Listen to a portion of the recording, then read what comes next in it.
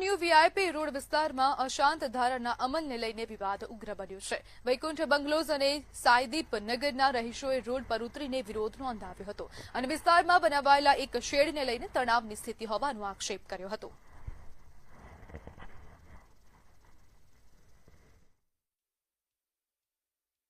આપના દ્વારા મને જાણવા મળ્યું છે કે ત્યાં શેડ કંઈક બનાવવામાં આવી રહ્યો છે। જો એ અશાંતધારાનો ભંગ હશે તો એને તાત્કાલિક અમે શેડ ત્યાંથી દૂર કરવાનો આદેશ કલેક્ટર કાં તો મામલતદાર દ્વારા આપવામાં આવશે।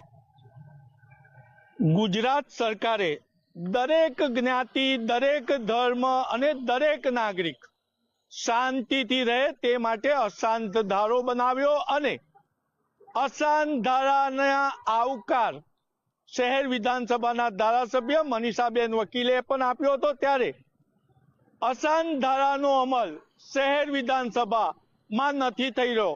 આપ સ્ક્રીન પર જોઈ રહ્યા છો એમ આ નાગરિકો વૈકુંઠ બંગલો સાયદીપ નગર ના રહીશો જે છે જે શહેર વિધાનસભામાં આવે છે ને આપ સ્ક્રીન પર જોઈ રહ્યા છો કે સાયદીપ અને વૈકુંઠ બંગલો જવાના મુખ્ય માર્ગ પર જે શેડો બની ગયા છે, નાગરિકોના કહેવા અનુસાર આ વિધર્મી એટલે મુસ્લિમ સમાજ દ્વારા બનાવવામાં આવ્યો છે ને અહીંયા અશાંત ધારાનો અમલ નથી થઈ રહ્યો। આપણે પહેલા અહીંના નાગરિકને પૂછીશું, શું કહો છો? સરકારે દરેક જ્ઞાતિના લોકો શાંતિ રહે એ માટે અશાંત ધારાનો કાયદાનો અમલ બનાવ્યો છે।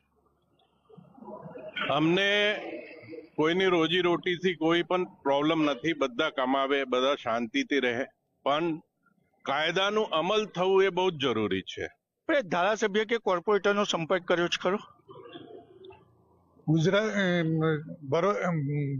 बड़ौदा के डिस्ट्रिक्ट मजिस्ट्रेट ने ये जो अध्यादेश जारी किया अशांत धारा का, उस अशांत धारा का पालन साईदीप और वैकुंठ बंगलो के सामने जो रोड है अपना टाटा कॉम्प्लेक्स रोड के ऊपर अनाधिकृत है। गुजरात सरकार श्रीए अशांत धारानो जे हुकम बहार पाडेल छे ए इफेक्टेड एरियानी अंदर अमारो आ विस्तार के जे हरणी विस्तार छे એ પણ આવી ગયો છે।